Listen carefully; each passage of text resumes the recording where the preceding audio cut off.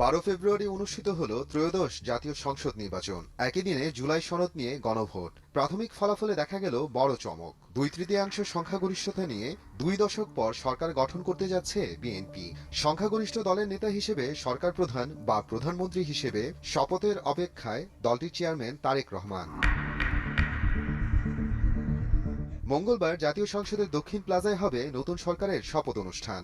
সকালে নবনির্বাচিত সংসদ সদস্যদের শপথ পড়াবেন প্রধান নির্বাচন কমিশনার। বিকেলে প্রধানমন্ত্রী ও নতুন মন্ত্রিসভার সদস্যরা শপথ নেবেন রাষ্ট্রপতির কাছে। কিন্তু স্পিকার বা ডেপুটি স্পিকারের পরিবর্তে কিভাবে শপথ পড়াবেন প্রধান নির্বাচন কমিশনার, এ বিষয়ে কি বলছে বাংলাদেশের আইন ও সংবিধান?